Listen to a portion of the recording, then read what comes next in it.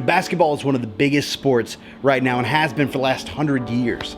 But I bet there's several things about basketball you don't know. Let's get started.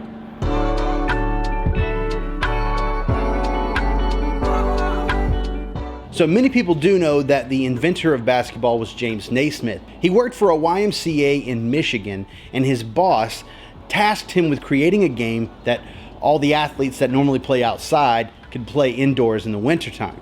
What he ended up coming up with was a game where there was 2 baskets on either end, and they used a soccer ball, and they had to throw the ball in the basket to make a point. So the first couple times that they played, it was absolute anarchy. It was tackling people and people going down to the ground. It's kind of silly thinking about that, especially when we know basketball today.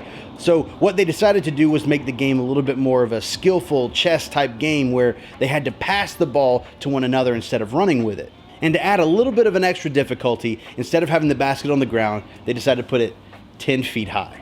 That basket is 10 feet high and has been since the very first time that they created rules for the game of basketball. But the reason why is because that just happened to be where a beam was inside the gymnasium. So that's where he nailed the peach basket to the side of the wall so that they could throw the ball from the ground. It had nothing to do with geometry or trying to figure out the best way to pull the athletic spirit out of different people. It was really just because that's what was there. Now you're probably wondering, why am I even talking about basketball in the middle of a devotion? But it's because James Naismith had no idea that he was creating a cultural and worldwide phenomenon with basketball when he nailed that peach basket 10 feet off the ground. All he did was work with what he had and put his heart and soul into it. And God asks the same thing of us. We get an opportunity to worship God through every single thing we do throughout our day, whether that's pushing a broom or emptying a trash can, or maybe even working a customer service line, or even writing a term paper, maybe even playing a game of basketball. And maybe you feel limited today by what you have to work with. What you have isn't what you wanted. But you know what? God shows off in times of limitation. Good or bad, he has this to say in Ecclesiastes 3. He has made everything beautiful in its time. He has also set eternity in the human heart, yet no one can fathom what God has done from beginning to end. No matter what it is that we're working on, God's going to make it beautiful in its own time.